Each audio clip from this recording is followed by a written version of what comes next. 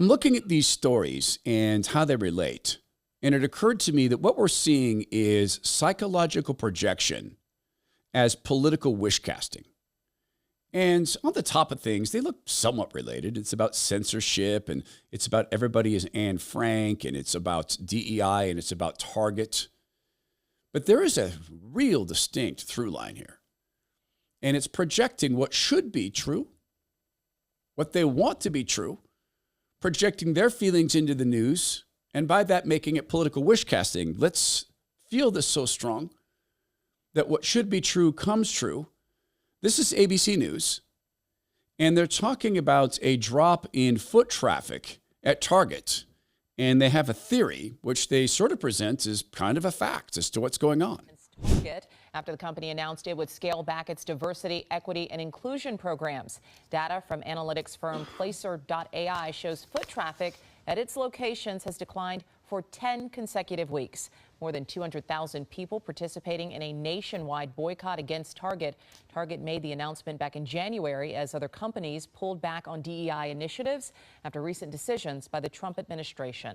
Foot traffic is down. Someone said there's a boycott. Therefore, this is the boycott effect. Well, could it be the economic effect?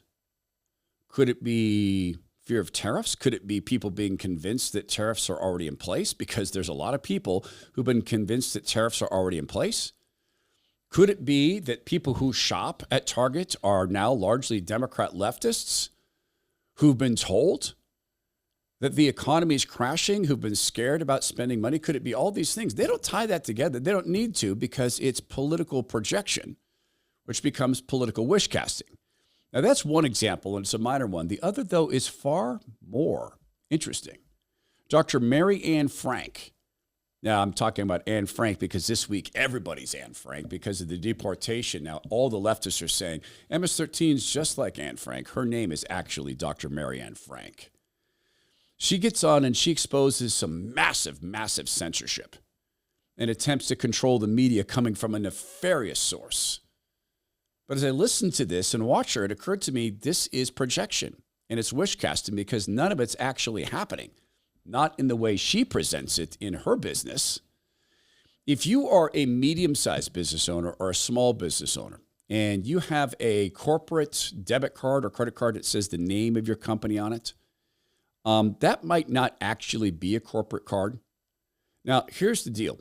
If you filled out any form of personal credit for that, even if it's a debit card, that's not corporate credit.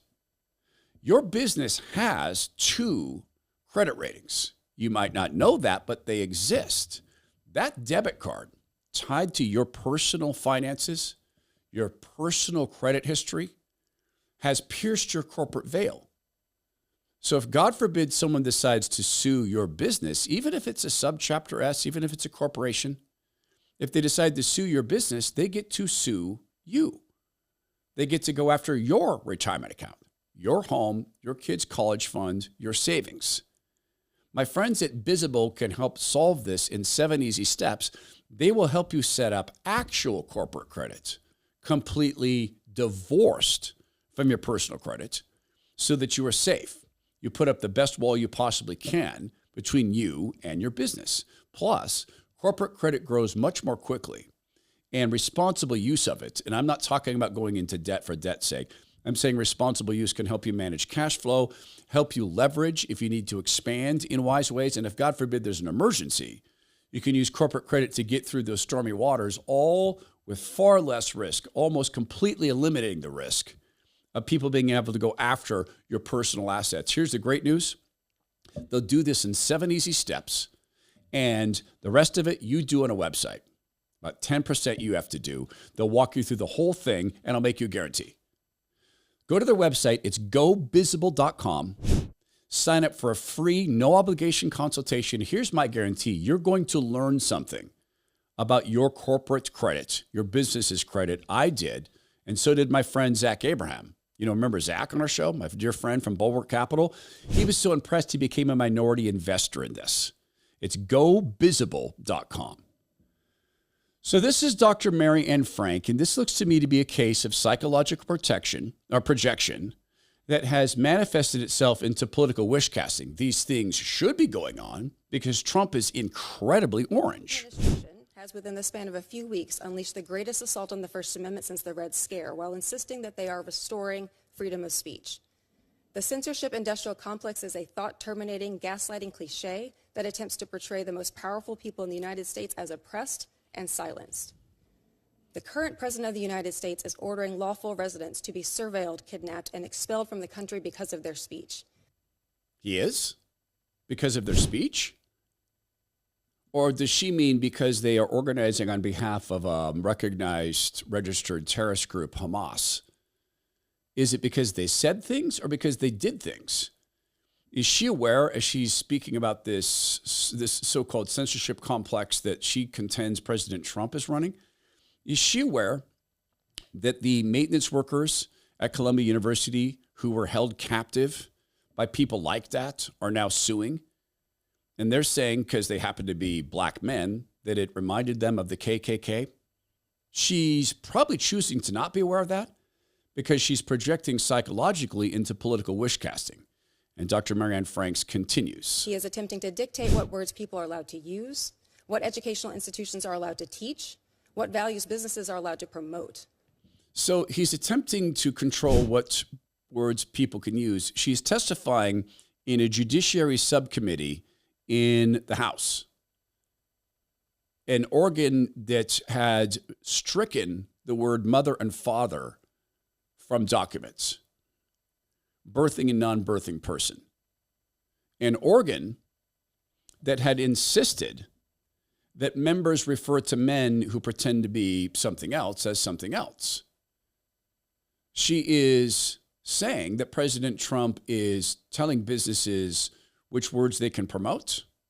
No, he's not. He's pressuring them to do away with DEI, and some of them are giving in to that, just as they gave in to the people who ran Joe Biden, pressuring them on the other side. He's telling academic institutions what they can teach. No, he's not.